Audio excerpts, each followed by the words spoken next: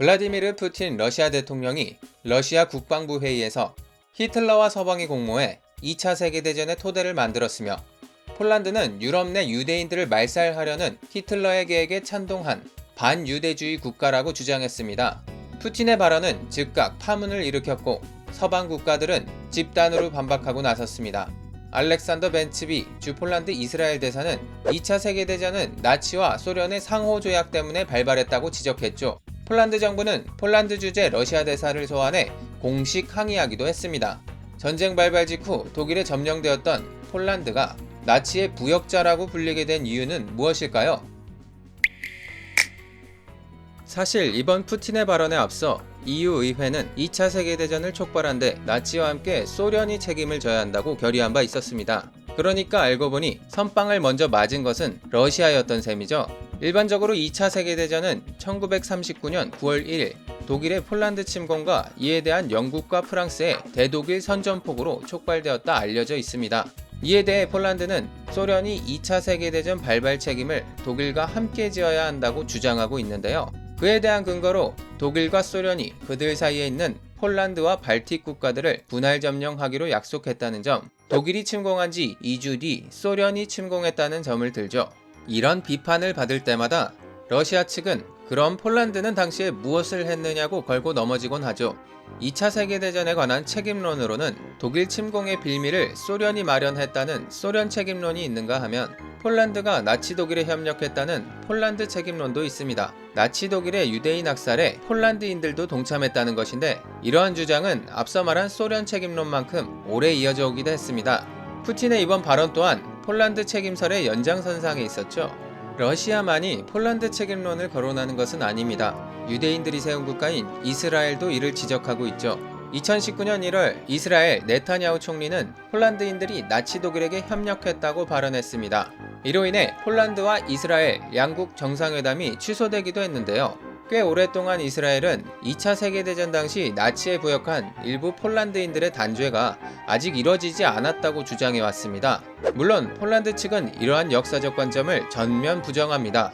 2016년에는 폴란드의 나치 협력에 대한 주장을 할 경우 처벌을 받는 법률이 제정되기도 했죠. 역사적 주장을 제기하지 못하게끔 하는 건 상당히 상식 밖의 일이죠. 그만큼 나치 독일에 협조했다는 게 폴란드 민족 정서에 치명적이라는 뜻일 겁니다. 나치 독일에 부역한 사례는 기타 유럽 국가에도 많습니다. 덴마크는 1940년 독일에 항복했으나 정부를 보존받았고 1941년 덴마크 자유군단을 창설해 독일군과 함께 소련에 맞서 싸웠죠.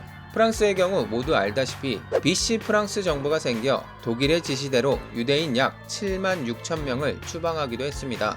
그 외에도 독일에 점령당한 대부분의 국가에서 친독일 정부가 수립되어 군사적, 경제적 부역을 하거나 유대민족과 집시족 학살에 동조하는 모습을 보였죠. 오늘날 이스라엘이 유독 폴란드의 책임만을 길게 물고 늘어지는 것은 당시 폴란드는 나치 독일에 가장 먼저 점령당한 국가였고 동시에 유럽에서 유대인이 가장 많이 살고 있던 국가였기 때문일 것입니다. 홀로코스트 속에서 살아남은 유대인들의 대부분이 자신을 나치에 발굴하던 이웃으로 폴란드인을 기억하고 있다는 거죠. 사실 나치 점령하에 유럽 국가 중에서 가장 극렬한 군사 저항이 일어났던 곳이 폴란드였음에도 말입니다. 그리고 러시아의 푸틴은 이스라엘인들의 이런 감정에 기름을 부은 것이죠. 이에 대해서 중재의 목소리도 이어졌습니다.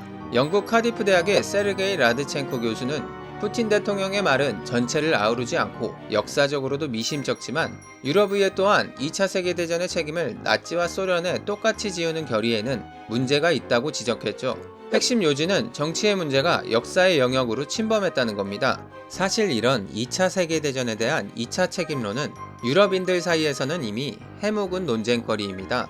마치 동아시아에서 한국, 중국, 일본 3국이 역사 문제를 놓고 으르렁거리듯이 말이죠.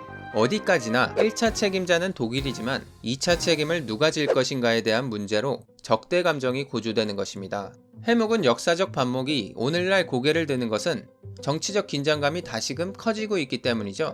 러시아와 폴란드는 폴란드가 소련에서 벗어나 서방에 가까워지면서부터 긴장관계를 유지해왔습니다. 폴란드는 서유럽의 안보동맹인 나토와 서유럽 중심의 정치경제 공동체인 EU에 가입하는 등 서방의 일원이 되었죠. 최근에는 폴란드가 자국 내에 더 많은 미군을 주둔시키기 위해 미국의 외교적 노력을 벌이는 모습이 보이기도 했죠. 러시아는 구소련의 일원이던 국가들이 서방 세력에 가까워질 때마다 불편한 기색을 내비쳤죠. 이번 푸틴의 발언 또한 러시아가 폴란드와 서방 사이가 멀어지게끔 이간책을 쓴 것이란 관측도 나왔습니다. 마테우시 모라이비츠키 폴란드 총리는 성명을 통해 푸틴 대통령이 러시아에서 저지른 정치 실패에 대한 관심을 다른 곳에 돌리려고 거짓말을 한다고 주장했습니다. 모라이비츠키 총리는 스탈린이 폴란드를 분할하려고 공모하지 않았고 스탈린이 히틀러에게 천연자원을 공급하지 않았다면 나치 독일이 유럽을 점령하는 일은 없었을 것이라고 강조했습니다. 그의 말대로 러시아는 내부적 이유 때문에 이번 논란에 민감하게 반응한 것이죠. 국민들의 정치적 시선을 돌리게끔 하기 위한 것도 있지만 2차 세계대전의 소련 책임론이 지도자 스탈린의 이미지를 손상시키기 때문입니다. 개헌을 통해 종신 집권의 길을 연 푸틴은 자신의 이미지를 스탈린에 오버랩시켜 권위를 확보하고자 하는 행보를 보이고 있습니다. 스탈린의 권위를 빌어 푸틴의 독재를 공고히 하고자 하는 저의가 있는 것인데요. 그렇기 때문에 2차 세계대전 발발에 대한 스탈린의 책임을 거론하는 이런 주장에 더더욱 발끈하는 것이죠.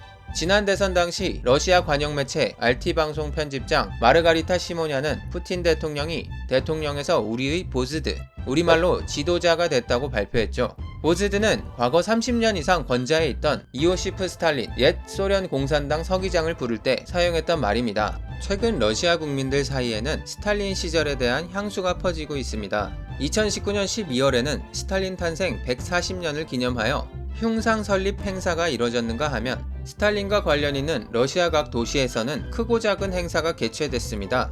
러시아의 대표적 여론조사기관 레바다가 실시한 전국 설문조사에서 러시아 국민 70%는 스탈린의 역사적 공과에 대해 공이 과보다 많다고 응답했죠. 이렇게 스탈린에 대한 높은 지지도를 보인 것은 1962년 소련에서 스탈린 지우기가 이뤄진 이래 최대치였습니다. 러시아 국민들이 스탈린에 대한 향수를 느끼는 것은 최근 유가 하락과 서방 제재로 경제난에 처한 러시아의 현실이 과거 소련의 영광을 떠오르게 하기 때문이라는 분석이 나옵니다. 문제는 반서방 정서를 자극해 독재 체제를 확고히 하기 위한 목적을 지닌 러시아 정부와 푸틴 대통령이 이러한 분위기를 조성하고 있다는 점입니다. 이런 민족적 향수가 국제 평화를 위협하는 파시즘의 발현으로 이어질 수 있기 때문이죠. 영상이 도움이 되셨다면 좋아요와 구독을 눌러주세요. 감사합니다.